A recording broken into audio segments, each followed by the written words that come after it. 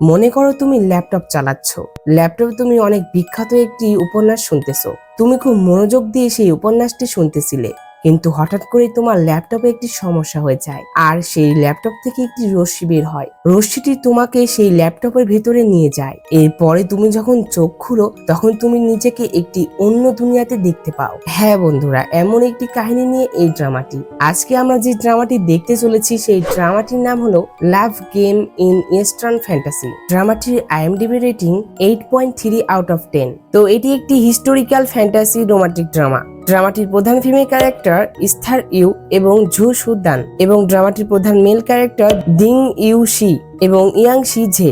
ড্রামাটিতে আমাদের দেখানো হয়েছে লিং মিয়াও মিয়াও নামের একটি মেয়ে ঘটনাক্রমে কাল্পনিক একটি উপন্যাসে প্রবেশ করে, আর বাস্তব জীবনে ফিরে আসতে হলে তাকে অবশ্যই সেই সিস্টেমটি পূরণ করতে হবে। তো লিং মিয়াও মিয়াও তার মিশনে একটি ছেলের সাথে পরিচিত হয়। এরপরে তারা দুজন দানব শিকারে বের হয়ে পড়ে। পথে তারা একটি দানব শিকার পরিবারের সদস্য মু ইয়াও এবং দানব শিকারী লিউ ফুইয়ের সাথে টিম তৈরি করে। তারা একসাথে দানবদের সাথে লড়াই করে। তারা আস্তে আস্তে সকল মানুষের সমস্যার সমাধান করতে থাকে।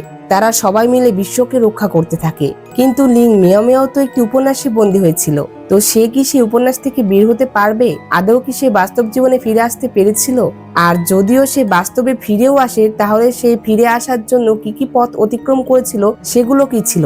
তো এই সকল কিছু জানতে হলে আমার ভিডিওটি সম্পূর্ণ দেখতে হবে। তো চলো আমি আর কথা না বাড়িয়ে সরাসরি ড্রামার কাহিনীটি শুরু করে দিই। সুখবর সুখবর সুখবর, আমার দর্শকদের জন্য সুখবর।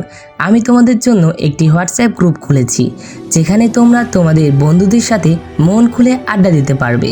আর তোমাদের সাথে থাকবো আমি। এই হোয়াটসঅ্যাপ গ্রুপে তোমরা আমার ভিডিও সম্পর্কে তথ্য জানতে পারবে, আর প্রতিনিয়ত সকল আপডেট তথ্য তোমাদের সেখানে জানিয়ে দেওয়া হবে। আমি আশা করি যে তোমাদের এটাতে অনেক বেশি উপকার হবে আর তোমরা অনেক মজা করতে পারবে। তো দেখা হচ্ছে হোয়াটসঅ্যাপ গ্রুপে। ধন্যবাদ।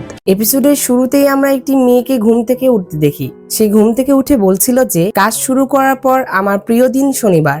আজ আমি নিজেকে ঘুমাতে দিব, তারপর আমি সারাদিন বাড়িতেই থাকবো। আজ আমি যা খুশি তাই করতে পারি। মেয়েটি আরো বলে, ফুরঝুর 2017 সালে লেখা বইটি আমি 15 বার পড়েছি। আমার আরো কিছু আছে যা আমি করতে চাই। এখানে সে একটি রাইটারের কথা বলছিল, যে রাইটারের বই সে 15 বার পড়েছে। মেয়েটি বলে যে ফুজু আমার প্রিয় লেখক, আর ফুজু অবশেষে একটি নতুন বই প্রকাশ করেছে। এরপর আমরা সেই মেয়েটিকে দেখতে পাই। মেয়েটির নাম ছিল লিং মিয়াও মিয়াও। আমরা তাকে লিং মিয়াও বলে ডাকবো। এরপরে লিং মিয়াও ফুজুর সেই উপন্যাসটি ফোনে শুনতে থাকে এবং বলে যে ফুজুর আরো একটি বই ক্যাচিং ডেমন আমি অনেকবার পড়েছি। ফুজুর প্রত্যেকটি বই আমি অনেকবার করে পড়েছি, আর তার বই